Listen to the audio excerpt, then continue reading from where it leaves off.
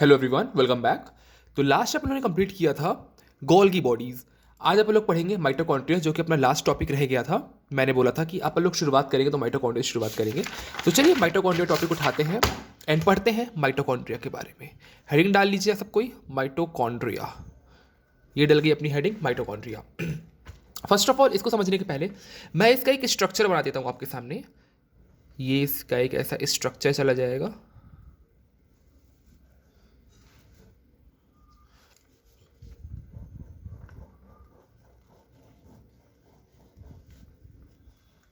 ठीक है, ये इसका एक स्ट्रक्चर हो चुका है माइटोकॉन्ड्रिया का। बहुत ही रफ स्ट्रक्चर है, बहुत ही मतलब बेसिक स्ट्रक्चर मैंने बनाया हुआ है इसका। ठीक है, तो अब बात करते हैं कि इसमें क्या क्या चीज़ें हमें देखने के लिए मिल रही है। फर्स्ट ऑफ ऑल ये वाला जो इसका हिस्सा है इसको बोलते हैं अपन लोग आउटर मेम्ब्रेन।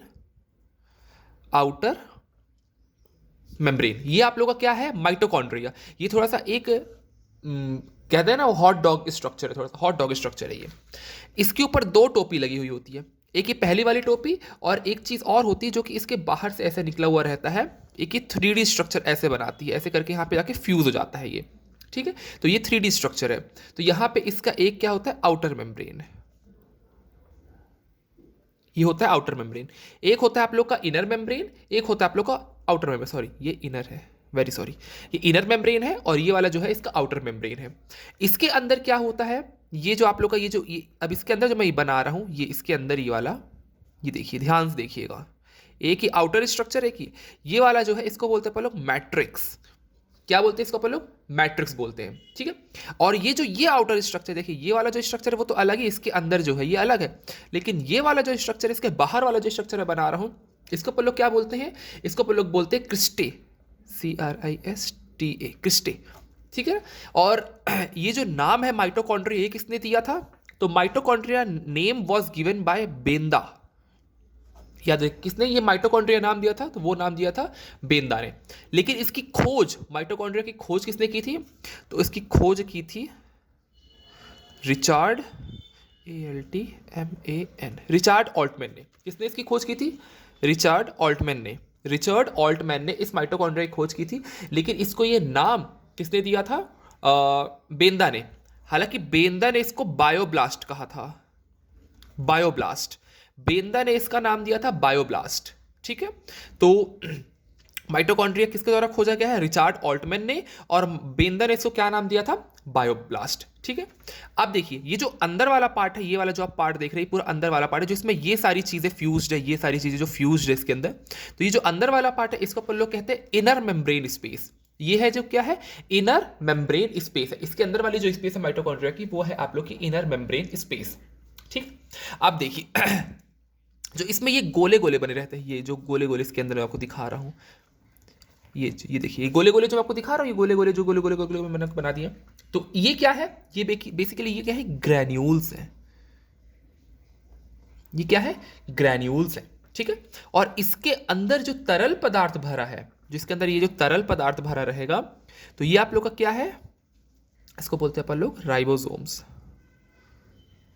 ठीक है ना, ये होता है आप लोग का राइबोसोम्स। ठीक है ना, क्रिस्टे तो आप लोग जान ही गए हैं, जो ये वाला पार्ट है, ये तो आप लोग जान ही गए, क्रिस्टे होता है ये। ओके, अब बात करते हैं कुछ चीज़ें इसके अंदर और मेंशन होती है, जो कि होती है डीएनए। हालांकि ये पूरा स्ट्रक्चर आप लोग को पढ़ने की जरूरत नहीं है, और इसमें एक और चीज़ होती है जो कि आप लोग के एटीपी सिंथेज पार्टिकल्स।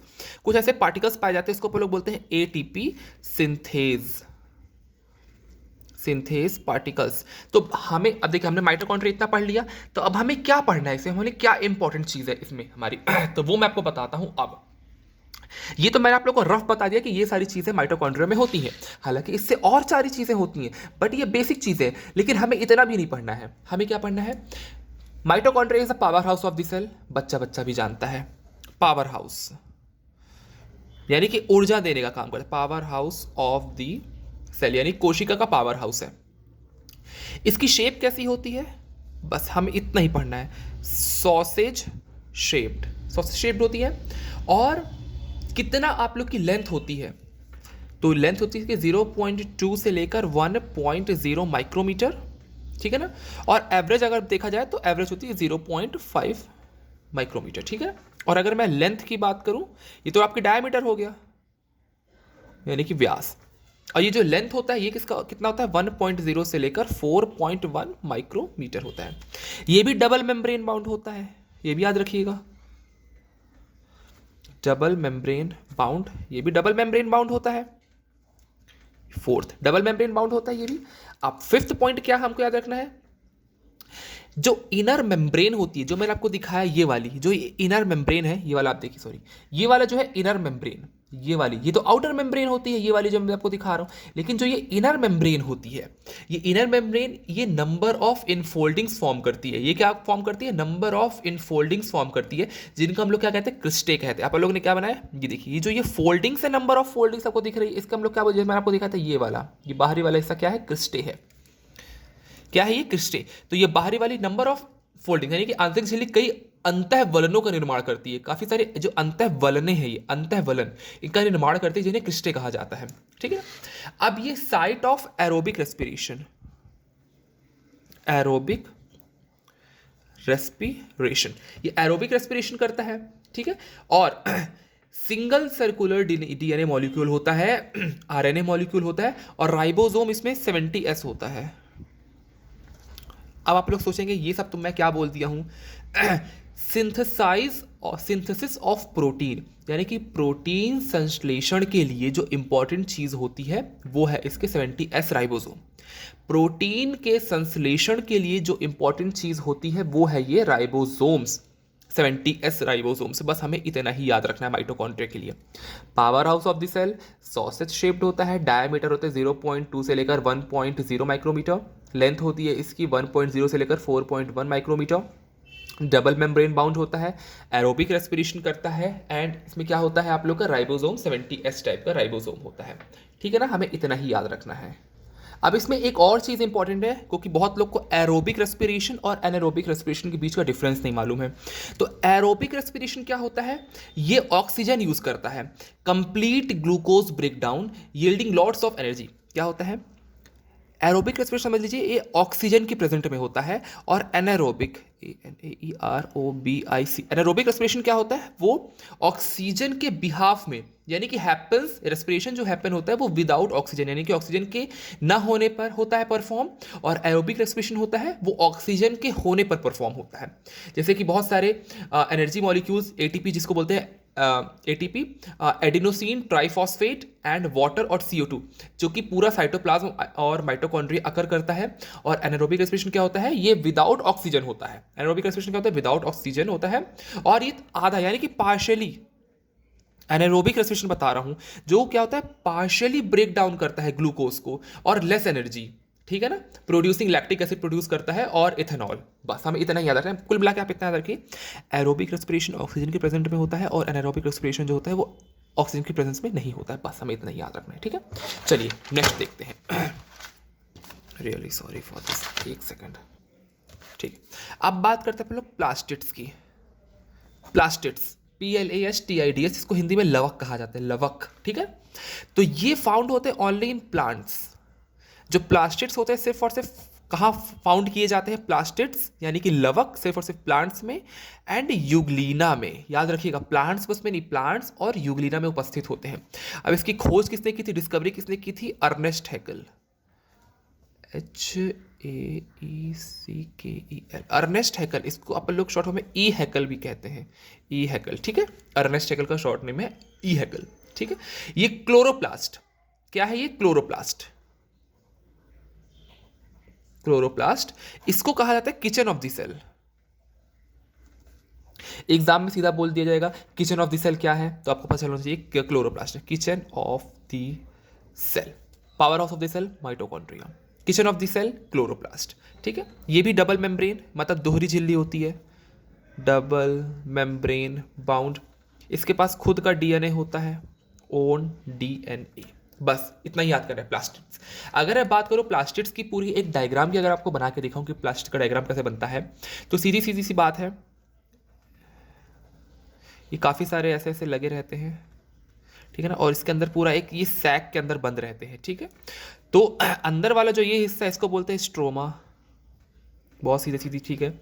और ये जो एक दूसरे से कनेक्टेड रहते हैं, ऐसे ऐसे कनेक्टेड रहते हैं, इसको कनेक्शन को बोलते हैं स्ट्रोमा लैमेला, ठीक है। और अंदर वाले जो हाफ डिवाइडेड होते हैं, ये वाले, ये वाले, ये वाले, ये वाले, इस तरीके का बना रहता है ये वाला, जो ये हाफ डिवाइडेड रहते हैं, इसको अपन लोग बोलते हैं थाइलेकॉइड। अंदर ग्रैनम होता है, इनर मेम्ब्रेन होता है और आउटर मेम्ब्रेन होता है। इतना डीप नहीं पूछा जाता है जी, तो मैं आप लोगों को जस्ट बता दिया हूँ नॉर्मल एक प्लास्टिड का डायग्राम कैसे होता है। एक बाहरी आउटर मेम्ब्रेन और इनर मेम्ब्रेन होता है, बिकॉज ये डबल मेम्ब्रेन बाउंड होते हैं। तो इसके अंदर होता है ग्रैनम, थाइलेकॉइड, स्ट्रोमा, लैमेला और स्ट्रोमा। बस हमें इतना ही याद करना है इसके बारे में, प्लास्टिड्स के बारे में, ठीक है।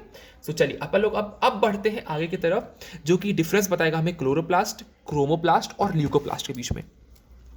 तो हम लोग क्या करेंगे, क्लोरोप्लास्ट, क्रोमोप्लास्ट और ल्यूकोप्लास्ट। बस आप लोग क्या करना है, क्लोरोप्लास्ट, क्रोमोप्लास्ट और ल्यूकोप्लास्ट के बीच में आप लोग को थोड़ा सा डायग्राम बना लेना है, ठीक है। क्या करना है आपको, डायग्राम बना लेना है। चलिए, तो क्लोरोप्लास्ट हमें क्या करना है, ये ग्रीन इन कलर होता है, ग्रीन कलर, ठीक है ना। अब use for formation of chlorophyll, chloroplast का हम यूज करते हैं, मतलब यूज किस लिए होता है, क्लोरोफिल का निर्माण करने के लिए। क्या, क्लोरोफिल का निर्माण करने के लिए। अब देखिए आप लोग लिखते जाइएगा, मैं लिख नहीं रहा हूं तो आप लोग लिखते चले जाइएगा। क्लोरोफिल का क्या होता है, अगर हम लोग साइंटिफिक वो सॉरी अपन लोग अगर केमिकल फॉर्मूला पूछे तो क्या होता है, C55H72O5N4Mg। ये आप लोग का होता है क्या, क्लोरोफिल का ये केमिकल फॉर्मूला।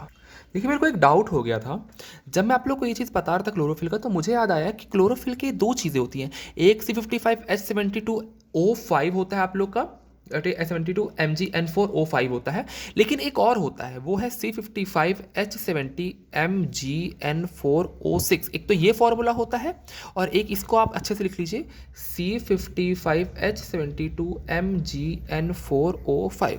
देखिए यहाँ पे 72 है, यहाँ पे 70 है, तो ये चीज़ आप लोग को ध्यान रखनी है, यहाँ पे दो चीज़ें होती हैं। हालांकि अब आप लोग पूछेंगे कि सही कौन सा है, तो सही बेसिकली यहाँ पे दो चीज़ें होती हैं।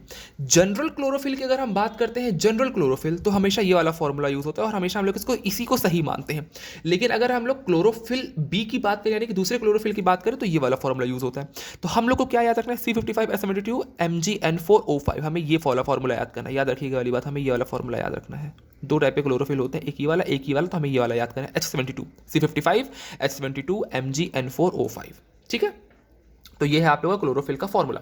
हम लोग बात करते हैं क्लोरोप्लास्ट के बारे में। तो ये क्या होता है, ग्रीन इन कलर होता है, use for formation of chlorophyll. क्या होता है, क्लोरोप्लास्ट का यूज कब होता है, use for formation of chlorophyll. Formula हमने लर्न कर लिया, C55H72O5N4O5, ठीक है। अब क्रोमोप्लास्ट क्या होता है, इसका रंग, ये रंग देने का काम करता है। याद रखिएगा ये जो चीजें हैं ना, ये रंग देने का काम करती है। कौन कौन से, रेड, ब्लू, येलो। ये कौन सा रंग देता है, रेड, ब्लू और येलो।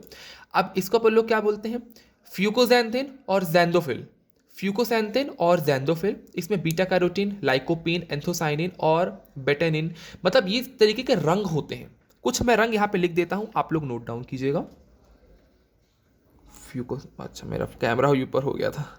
फ्यूकोसैंथिन, जैंदोफिल, फ्यूकोसैंथिन, जैंदोफिल, बीटा कैरोटीन जो गाजर में रंग देने का काम करता है, बीटा कैरोटीन, लाइकोपिन जो टमाटर में रंग देने का काम करता है, एंथोसाइनिन, THOCYANIN, एंथोसाइनिन, और एक होता है बीटानिन। बस इतना ही याद करना, ज़्यादा नहीं। फ्यूकोजैंथिन, जैंदोफिल, बीटा कैरोटीन, लाइकोपिन, एंथोसाइनिन, बीटानिन, ये सारे जो रंग हैं, ये सारे जो वर्णक हैं, ये सारी चीज़ें हेल्प करती हैं सब्जियों को और फलों को रंग देने में। फ्यूकोसैंथिन, जैंदोफिल, बीटा कैरोटीन, लाइकोपिन, एंथोसाइनिन और बेटेनिन एटसेट्रा, ठीक है। अब एक होता है ल्यूकोप्लास्ट, इसमें कोई कलर नहीं होता, नो कलर। लेकिन जब नो कलर है तो इसका कुछ ना कुछ तो काम होगा। जैसे कि क्लोरोप्लास्ट हमें ग्रीन कलर देने का काम करता है, क्रोमोप्लास्ट हमें रेड, ब्लू, येलो कलर देने का काम करता है। इसके सारे केमिकल नेम्स हैं। अगर मैं बात करूँ ल्यूकोप्लास्ट, तो ये क्या काम करता है, इसमें कोई कलर नहीं है, तो ये तीन चीज़ का काम करता है, यानी कि ये स्टोरेज का काम करता है, स्टोरेज का काम करता है, और ये तीन चीज़ स्टोर करने का काम करता है। जैसे कि फर्स्ट है आप लोग का स्टार्च, और एक आपका काम करता है ये प्रोटीन स्टोरेज का, और एक आप लोग काम करता है ऑयल स्टोरेज का। स्टोरेज यानी कि अमाइलोप्लास्ट, अमाइलोप्लास्ट, प्रोटीन यानी कि प्रोटीनोप्लास्ट, प्रोटीनोप्लास्ट, और ऑयल यानी कि इलायोप्लास्ट। ये तीन चीज़ों के स्टोरेज का काम करता है। पहला है आप लोग का स्टार्च, दूसरा है आप लोग का प्रोटीन, और तीसरा है आप लोग का ऑयल। स्टार्च मतलब अमाइलोप्लास्ट, प्रोटीन मतलब प्रोटीनोप्लास्ट, स्टार्च मतलब अमाइलोप्लास्ट, प्रोटीन मतलब प्रोटीनोप्लास्ट, ऑयल मतलब इलायोप्लास्ट। ये तीन चीज़ों के स्टोरेज का काम करता है ल्यूकोप्लास्ट। इसमें कोई भी कलर मौजूद नहीं होता है। क्रोमोप्लास्ट में 3 कलर मौजूद होते हैं, रेड, ब्लू और येलो। और आप लोग का क्लोरोप्लास्ट में ग्रीन कलर मौजूद होता है, क्लोरोफिल, यानी कि use for formation of chlorophyll. Formation of chlorophyll का यूज होता है, क्लोरोफिल का फॉर्मूला है। और क्रोमोप्लास्ट में क्या होता है, fucoxanthin, xanthophyll, beta carotene, lycopene, anthocyanin और बेटानिन एटसेट्रा। और उसके अलावा अगर हम लोग ल्यूकोप्लास्ट की बात करें तो इसमें कोई भी कलर नहीं होता है। अब देखिए, क्लोरोप्लास्ट को आप लोग क्या बोलते थे, हरित लवक बोल देते हैं, क्रोमोप्लास्ट को बोलते हैं वर्णी लवक, और ल्यूकोप्लास्ट को बोलते हैं अवर्णी लवक, यानी कि इसमें कोई भी वर्णक नहीं होता है, इसलिए इसको बोलते हैं अवर्णी लवक। और क्रोमोप्लास्ट में रंग होता है तो इसको बोलते हैं वर्णी लवक, और क्लोरोप्लास्ट में सिर्फ और सिर्फ ग्रीन कलर मौजूद होता है जिसको बोलते हैं अपन लोग हरित लवक। ठीक है, डिफरेंस क्लियर हो गया, बस इतना ही हमें याद रखना है। एक बार और याद करा देता हूँ, मैं बोल दूंगा, आप लोग आंख बंद करके और ध्यान से सुनिएगा कि मैं क्या बोल रहा हूँ। क्रोमोप्लास्ट हरित लवक, क्लोरोप्लास्ट हरित लवक, ग्रीन कलर होता है, use for formation of chlorophyll, यानी क्लोरोफिल का निर्माण करता है। अब आंखें बंद करके सुनिएगा क्लोरोफिल का फॉर्मूला क्या होता है, C55 H72 MgN4O5, C55 H72 MgN4O5, बस कंप्लीट हो गया। क्रोमोप्लास्ट आप लोगों को क्या कहलाता है, वर्णी लवक। वर्णी लवक red blue yellow, red blue yellow. इसके कुछ नाम होते हैं, fucoxanthin, xanthophyll, beta carotene, lycopene, anthocyanin और बेटानिन, बस। ल्यूकोप्लास्ट का होता है अवर्णी लवक, कोई भी रंग नहीं है, नो कलर। अब कोई कलर नहीं है तो कुछ तो काम करेगा, स्टोरेज का, भंडारण का काम करता है। कौन कौन सा, कौन कौन मतलब क्या क्या स्टोर करता है, स्टार्च, प्रोटीन और oil. Starch amyloplast, protein प्रोटीनोप्लास्ट, oil elaioplast, complete. इसके आगे हमें कुछ भी याद करने की जरूरत नहीं। नेक्स्ट पेज पर चलते हैं। अब अपन लोग पढ़ेंगे क्या, अपन लोग अब पढ़ेंगे कुछ क्वेश्चंस करेंगे, और कुछ क्वेश्चंस के बाद कुछ क्वेश्चन, जैसे कि अगर आपसे मैं पूछ लूं, जैसे कि अगर मैं आपसे एक चीज पूछ लूं, जैसे कि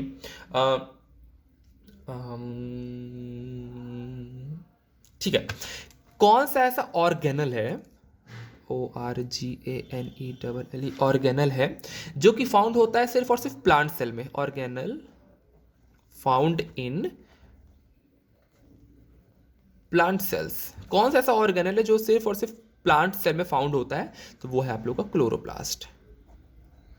अब कैसे मैंने बोल दिया क्लोरोप्लास्ट, ये है क्लोरोप्लास्ट, ग्रीन कलर। क्लोरोफिल कौन करता है, आप लोग का use for formation of chlorophyll, यानी क्लोरोफिल का निर्माण। तो हमेशा क्लोरोफिल कहाँ पे होता है, प्लांट्स में होता है। तो क्या हमने पढ़ा, ऑर्गेनल कौन सा फाउंड होता है, यानी कि अगर आपके पास 4 ऑप्शन रहेंगे तो कौन सा ऐसा ऑर्गेनल है जो कि सिर्फ और सिर्फ प्लांट सेल में फाउंड होता है, तो वो है आप लोग का क्लोरोप्लास्ट। याद रखिएगा ये चीज, ठीक है। मतलब ऐसा जस्ट मेरे दिमाग में एक जनरल क्वेश्चन माइंड में आ गया था तो मैंने आपसे पूछ लिया, ठीक है।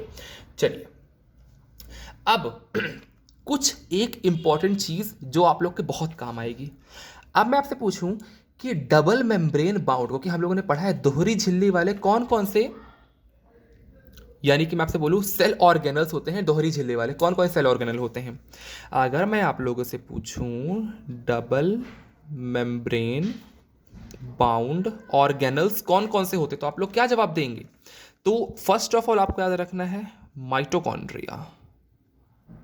Mitochondria, double nucleus membrane bound, sorry double membrane bound, nucleus, plastids. ये 3 हैं, आप लोग को हमेशा याद रखने हैं कि ये डबल मेम्ब्रेन बाउंड होते हैं और इनके पास खुद का ओन डीएनए, खुद का डीएनए मौजूद होता है। कैसे याद रखेंगे, डबल मेम्ब्रेन बाउंड होते हैं, इनके पास खुद का डीएनए होते हैं। कौन कौन से, mitochondria, nucleus, plastids, mitochondria, nucleus और प्लास्टिड्स, माइटोकॉन्ड्रिया, न्यूक्लियस और प्लास्टिड्स, माइटोकॉन्ड्रिया, न्यूक्लियस, प्लास्टिड्स। ये 3 होते हैं जो डबल मेम्ब्रेन बाउंड होते हैं और इनके पास खुद का डीएनए होता है। डन। अब बात करेंगे अपन लोग लाइजोसोम्स की, किसकी, लाइजोसोम्स की अपन लोग बात करेंगे, ठीक है। लाइजोसोम्स क्या होते हैं, these are membrane bound vesicular structure होते हैं। ये कैसे फॉर्म होते हैं, पैकेजिंग जो होती है ना गोल्गी apparatus में, उसके थ्रू ये फाउंड होते हैं। क्या ये पुटिकानुमा एक संरचनाएं हैं जो गोल्गी उपकरण में पैकेजिंग की प्रक्रिया, जब पैकेजिंग की प्रक्रिया होती है ना गोल्गी बॉडीज में, क्योंकि गोल्गी बॉडीज क्या करते हैं, पैकेजिंग एंड ट्रांसपोर्टेशन का काम करते हैं, तो जब पैकेजिंग की प्रक्रिया होती है तब ये लाइसोसोम्स फॉर्म्ड हो जाते हैं। कहते हैं ना कि जब दो चीज़ को आप आपस में जोड़ोगे तो कोई नई चीज़ निकलेगी, उसी प्रकार जैसे ही गोल्गी अपैरेटस में जब पैकेजिंग का निर्माण होता है, जब पैकेजिंग की फॉर्मेशन होती है, तो ये वेसिकुलर स्ट्रक्चर टाइप चीज़ जो बनती है मेम्ब्रेन बाउंड, उसको अपन लोग कहते हैं लाइसोसोम्स। ठीक है ना। अब लाइसोसोम्स को अपन लोग क्या जानते हैं, किस नाम से जानते हैं, suicidal bags, suicidal bags of cell, यानी कि आत्मघाती थैली। क्या होता है, आत्मघाती थैली, यानी कि अगर कोई सेल डिस्ट्रॉय होगा तो वो लाइसोसोम्स में ही जाके डिस्ट्रॉय होगा, इतना आपको याद रखना है। ठीक है। ये हाइड्रोलाइटिक एंजाइम से भरे होते हैं और ये इंट्रासेल्युलर डाइजेशन पे हेल्प करते हैं, यानी कि अंतः कोशिकीय पाचन में ये मदद करते हैं। हाइड्रोलाइटिक एंजाइम्स इनमें मौजूद होता है। बस हमें इतना ही याद रखना है, क्या, लाइसोसोम्स के बारे में।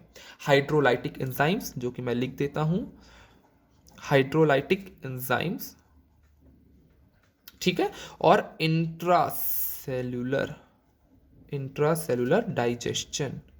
बहुत जगह लोग डाइजेशन बोलते हैं, कुछ लोग डाइजेशन बोलते हैं, कभी बहुत कंफ्यूजन होता है, कभी कभी इंग्लिश में। इंग्लिश बहुत ही अनप्रिडिक्टेबल लैंग्वेज है, बहुत ही ज़्यादा अनप्रिडिक्टेबल लैंग्वेज है इंग्लिश। अब बात करेंगे अपन लोग वैक्यूल के बारे में। किसके बारे में बात करेंगे अपन लोग, वैक्यूल के बारे में। वैक्यूल के बारे में, इसकी एक सिंगल लेयर होती है, बाहरी एकल झिल्ली होती है, जिसको अपन लोग बोलते हैं टोनोप्लास्ट। इसको मैं लिखता हूं outer single layer known as tonoplast. Outer single layer होती है जिसको अपन लोग कहते हैं टोनोप्लास्ट। क्या कहते हैं, टोनोप्लास्ट। और वैक्यूल कहाँ पाया जाता है, मैंने आप लोग को बताया था पीछे, प्लांट्स में। वैक्यूल कहाँ पाया जाता है, प्लांट्स में। और एक जो होता है वो आकार में बड़ा होता है और एक होता है आकार में छोटा होता है। अब देखिए प्लांट्स में तो पाया जाता है, लेकिन ये एनिमल में भी पाया जाता है। कैसे, अब आप सुनिए। इसमें कन्फ्यूजन होता है बहुत ज़्यादा, मेरे को भी होता है, बट मैं इसको एक टेक्निक से याद किया हूँ। पहले मैं डायग्राम बना लूँ, उसके बाद बताता हूँ आप लोग को। ठीक, अब देखिएगा ये जो चीज़ है मैंने गोला गोला बनाई है, इसको अपन लोग कहते हैं टोनोप्लास्ट। ये आउटर सिंगल लेयर है, ये टोनोप्लास्ट है। ठीक है। अब इसका जो वैक्यूल होता है एक होता है और एक संख्या में होता है और आकार बहुत बड़ा होता है। जो वैक्यूल होता है आप लोग का प्लांट के अंदर, वो एक होता है, सिर्फ और सिर्फ एक वैक्यूल पाया जाता है और उसका साइज जो है ना वो बहुत बड़ा होता है, बहुत बड़ा होता है, मतलब साइज। ठीक है, संख्या में एक पाया जाता है और साइज बहुत बड़ा होता है प्लांट में। और अगर हम बात करें एनिमल की यानी कि जंतु की बात करें, तो उसमें बहुत सारे होते हैं, वैक्यूल बहुत सारे होते हैं और आकार में बहुत छोटे होते हैं, यानी कि साइज बहुत छोटा होता है उनका। तो अपन लोग क्या याद रखना है, प्लांट्स में साइज बड़ा, मतलब जो चीज़ बड़ी होगी ना तो वो ज़्यादा जगह घेरेगी। फॉर एग्जाम्पल आप एक चीज़ समझिए कैसे याद रखेंगे। मान लीजिए ये कोई एक जगह है, ठीक है ना, और यहाँ पे आप लोग को या तो फुटबॉल डालनी है या तो छोटी छोटी टेनिस की बॉल डालनी है। तो अगर बोलूँगा फुटबॉल, तो फुटबॉल का साइज़ बड़ा होता है, तो ये होगा फुटबॉल आपकी। लेकिन मैं बोलूँ यही एक चीज़, सेम चीज़ आपके पास टेनिस की बॉल है, तो ये इतनी टेनिस की बॉल, ये चीज़ है, ये चीज़ है। अगर भाई बोलो कि फुटबॉल जो है वो इतनी बड़ी आ गई, तो सिर्फ और सिर्फ इतने स्पेस में सिर्फ एक फुटबॉल आ पाई। लेकिन वही आपको सेम स्पेस प्रोवाइड कर दी गई है और उसमें आपको बोला गया है कि आप लोग को यहाँ पे वैक्यूल डालना है, तो आप लोगों ने टेनिस की बॉल समझा और उसको डाल दिया यहाँ पे, तो यहाँ पे 3 टेनिस की बॉल आ गई। यानी कि ये प्लांट है, ये समझ लीजिए प्लांट बहुत बड़ा होता है और एनिमल छोटा होता है। भाई कोई भी जो पेड़ होता है, पौधा होता है, वो बहुत बड़ा होता है साइज में, लेकिन जो एनिमल होता है वो छोटा होता है साइज में। तो यहाँ पे वैक्यूल की मात्रा सिर्फ एक होती है और साइज बहुत बड़ा होता है। लेकिन अगर बात करूँ वैक्यूल की जंतु जगत में, यानी कि एनिमल में बात करूँ, तो यहाँ पे संख्या बहुत छोटी होती है, मतलब संख्या बहुत होती, सॉरी, और आकार जो है वो बहुत छोटा होता है। समझ गए बात। तो ये है आप लोग का यहाँ पे वैक्यूल के बारे में। अब बात करेंगे अपन लोग राइबोसोम के बारे में। राइबोसोम के बारे में लोग बात करेंगे। ठीक है। अब इसकी डिस्कवरी किसने की थी, अब इसकी डिस्कवरी की थी जॉर्ज पैलेड ने 1953 में। राइबोसोम की डिस्कवरी किसने की थी भाई, उसने किसने की थी, जॉर्ज पैलेड ने 1953 में। They are composed of ribonucleic acid and protein. Composed RNA, इसका शॉर्ट फॉर्म है, focus, ribonucleic, composed of ribonucleic acid and proteins. क्या? They are composed of ribonucleic acid and protein. ये स्मॉलेस्ट सेल ऑर्गेनल है, smallest cell organelle है, ठीक है ना। इसको 4 प्रोटीन फैक्ट्री भी कहा जाता है, ठीक है ना। अब आप सुनिए, आरएनए प्लस प्रोटीन, कहीं भी आपको दिख जाए अगर आरएनए और प्रोटीन, कहीं भी आप लोगों को दिख जाए आरएनए और प्रोटीन, आरएनए प्लस प्रोटीन क्या बनाता है मिलके? राइबोसोम। ये आप लोग को याद ही रखना है, RNA plus protein give ribosome, RNA plus protein gives ribosomes.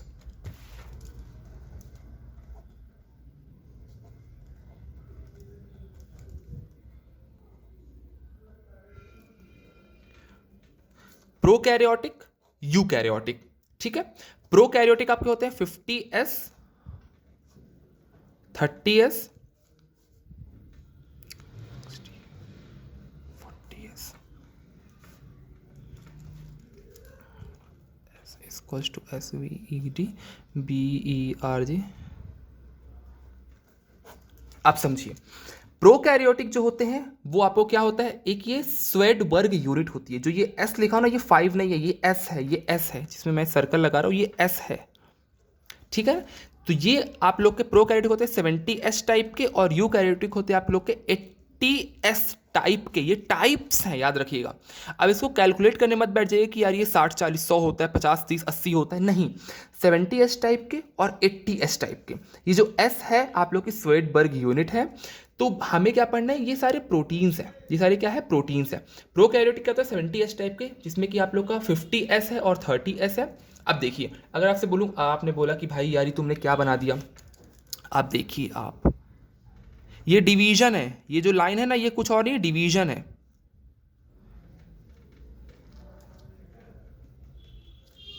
मैं आप लोग को डायग्राम से भी थोड़ा एक्सप्लेन कर देता हूं जिससे ये रहेगा।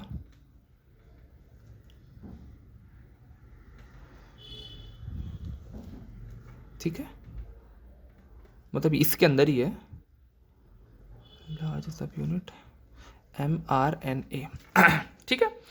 तो ये वाली जो होती है लार्ज सब यूनिट होती है, जो ऊपर वाला होता है हमेशा लार्ज सब यूनिट होता है, और नीचे वाला होता है स्मॉल सब यूनिट होता है, और बीच में जो इसका डिवीजन करती है वो होती है mRNA, ठीक है।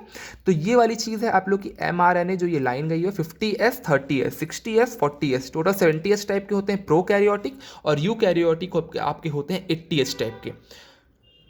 क्या मैंने बोला, प्रोकैरियोटिक 70S टाइप के, यूकैरियोटिक आपके होते हैं 80S टाइप के, 50S और 30S 60S और 40S, और S मतलब होता है स्वेडबर्ग यूनिट, और ये होता है डिवीजन स्केल mRNA।